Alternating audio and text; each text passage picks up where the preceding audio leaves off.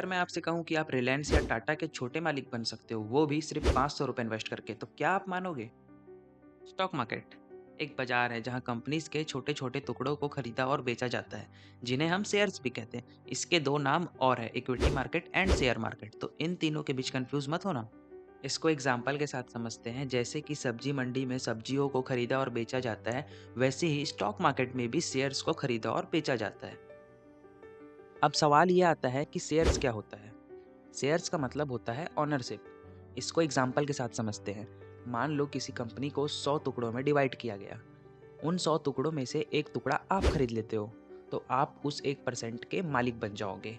इसका मतलब होता है कि अगर कंपनी प्रॉफिट करती है तो आपको आपके 1% में प्रॉफिट होगा, पर अगर कंपनी लॉस करती है तो आपको आपके 1% पर नुकसान भी होगा।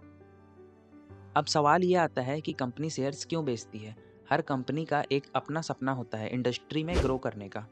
चाहे फैक्ट्री लगाना हो, या फिर नए शहर में अपनी ब्रांच खोलना हो, या फिर नए प्रोडक्ट्स लॉन्च करना हो, कंपनी को पैसे की रिक्वायरमेंट होती है। अब कंपनी के पास दो रास्ता होता है। या तो कंपनी लोन ले सकती है, लेकिन उन्हें लोन पर हैवी इंटरेस्ट देना होता है। इसलिए कंपनी एक दूसरा रास्ता चुनती है। वो लोगों को बोलती है, आप हमें पैसा दीजिए और बदले में हमारे कंपनी का छोटा छोटा हिस्सा ले लीजिए। दोस्तों, इसी को शेयर बेचना कहते हैं। अब समझते हैं कि आईपीओ क्या होता है। जब कोई कंपनी पहली बार पब्लिक को अपने शेयर्स बेचती है, हम उस प्रोसेस को आईपीओ कहते हैं। यहीं से कंपनी स्टॉक मार्केट में एंट्री करती है। अब क्वेश्चन आता है कि एनएसई और बीएसई क्या है। इसको ऐसे समझो, जैसे कि अमेज़न एक प्लेटफॉर्म है जहां अलग अलग सेलर्स अपने प्रोडक्ट्स बेचते हैं। वैसे ही एनएसई और बीएसई को आप एक प्लेटफॉर्म मान लो जहां कंपनीज अपने शेयर्स बेचती हैं पब्लिक को। दोस्तों, कंपनी कभी भी अपने शेयर्स आपको डायरेक्टली नहीं बेचती।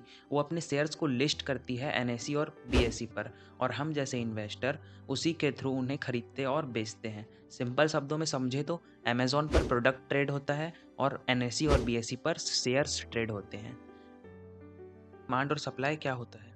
जब किसी शेयर को खरीदने वाले लोग ज़्यादा होते हैं मगर बेचने वाले कम होते हैं, तो प्राइस नेचुरली अपने आप ऊपर चले जाता है। और वहीं जब शेयर को बेचने वाले लोग ज़्यादा होते हैं लेकिन खरीदने वाले कम होते हैं, तो प्राइस ऑटोमेटिकली नीचे आ जाता है। इसी को कहते हैं डिमांड और सप्लाई।